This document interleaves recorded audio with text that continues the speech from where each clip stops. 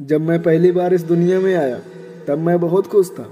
इतनी खूबसूरत दुनिया को देखकर कितना मनोहर दृश्य था। हंसते मुस्कुराते फूल, हवा में झूमते पेड़ पौधे, गाते गुनगुनाते चिड़ियों का शोर और इतने सुंदर सुंदर लोग। मुझे बहुत अच्छा लगा इस दुनिया में आकर। मैंने मन ही मन ईश्वर का शुक्रिया अदा किया इतनी खूबसूरत दुनिया बनाने के लिए।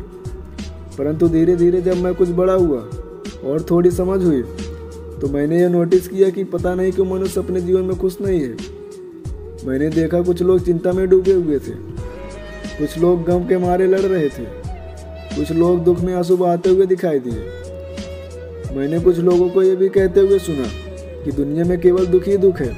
कुछ लोग तो ईश्वर को भी कोस रहे थे कि ईश्वर उनकी ज़िंदगी को दुखों से भर दिया है। उनकी बातें सुनकर मुझे बड़ा आश्चर्य हुआ। मैंने सोचा कि ईश्वर भला ऐसे कैसे कर सकता है।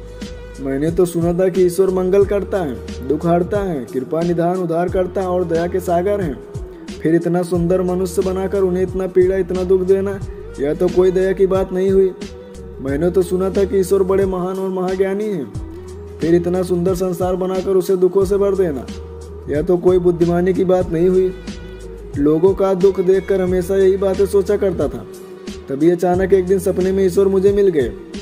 मैंने ईश्वर से शिकायत की, उनसे पूछा कि आपने इतनी सुंदर दुनिया बनाई है, मनुष्यों को इतना शानदार जीवन दिया है, फिर आप इन बेचारों मनुष्यों को इतना दुख क्यों दे रहे हैं। ईश्वर चौंकते हुए बोले, तुमसे किसने कहा कि मनुष्य को मैं दुख देता हूँ? यह बात तो सरासर झूठ है। किसने कहा? संसार के सब लोग तो आपको ही दोष दे रहे हैं। मैंने भी अपनी बात पर जोर देते हुए कहा। ईश्वर ने मुस्कुराते हुए कहा, तुम अभी बच्चे हो, तुमने अभी इन मनुष्यों को ठीक से समझा नहीं। अपनी हर गलती के लिए दूसरों को जिम्मेदार ठहराते हैं। जाओ अभी संसार से कुछ सीखो, जीवन को गहराई से समझो, धीरे धीरे तुम्हें सब कुछ समझ में आ जाएगा। तभी से मैंने दुनिया से सीखना शुरू कर दिया, जीवन को समझना शुरू कर दिया, क्योंकि लोगों का दुख देखकर मुझे भी दुख होता था। इसीलिए मुझे किसी भी हाल में इस प्रश्न का उत्तर ढूंढना था कि मनुष्य के जीवन में इतना दुख क्यों है, आखिर मनुष्य इतना दुखी क्यों है। मैंने इस प्रश्न का उत्तर ढूंढने के लिए अपने दुखों की गहराई से विश्लेषण किया, अपने आसपास के दूसरे मनुष्यों के दुखों पर भी काफ़ी रिसर्च किया। और आज जब मैं जीवन को काफ़ी हद तक समझ गया हूँ तो मुझे अपने प्रश्न का उत्तर मिल गया। अब मैं जान गया हूँ कि जीवन में दुख नाम की कोई चीज़ नहीं है। जीवन तो बहुत ही शानदार घटना है।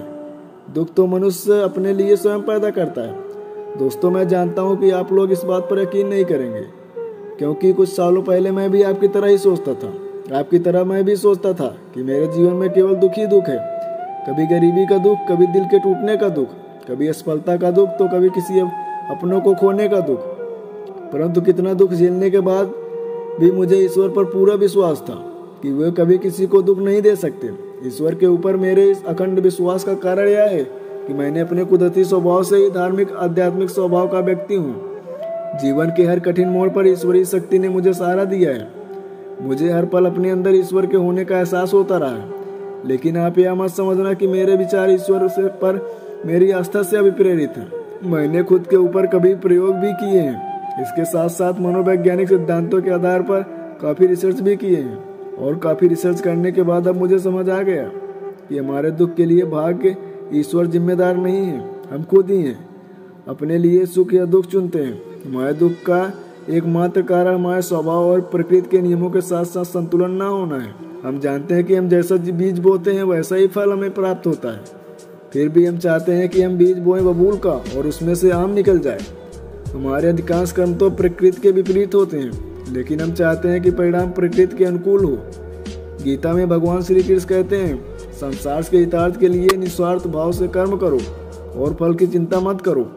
लेकिन हमें कर्म से ज़्यादा फल की चिंता होती है। और जब हमारी कामनाएं पूरी नहीं होती तो हम या तो क्रोधित हो जाते हैं या दुखी हो जाते हैं। क्रोध में हमारे बुद्धि और विवेक को हर लेती है, जिससे हमारे सोचने व समझने की क्षमता क्षीण हो जाती है और हम मानसिक रूप से विक्षिप्त हो जाते हैं।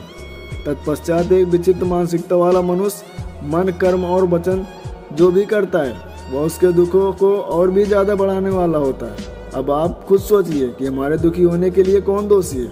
हालांकि ऐसी बात नहीं है कि हमारी इच्छाएं पूरी नहीं होती, हमारी कई इच्छाएं पूरी भी होती हैं। लेकिन जब हमारी इच्छाएं पूरी हो जाती हैं तो हमारा लोभ और बढ़ जाता है, जो आगे चलकर मोह का रूप ले लेता है। मोह का वास्तविक अर्थ होता है भ्रम। यानी हमें ये भ्रम हो जाता है कि हम किसी चीज़ के मालिक हैं। मोहभंस हम संसार के भौतिक चीज़ों से अपना अस्तित्व जोड़ लेते हैं, जबकि गीता में भी कहा गया कि परिवर्तन संसार का नियम है। जो आज तुम्हारा है वह कल किसी और का था, परसों किसी और का हो जाएगा।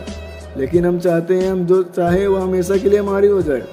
जब ऐसा नहीं होता तो हम दुखी हो जाते हैं। दोस्तों, वीडियो पसंद आया होगा तो वीडियो को एक लाइक करके चैनल को सब्सक्राइब कर लेना। मिलते हैं अगले वीडियो में, तब तक के लिए जय हिंद।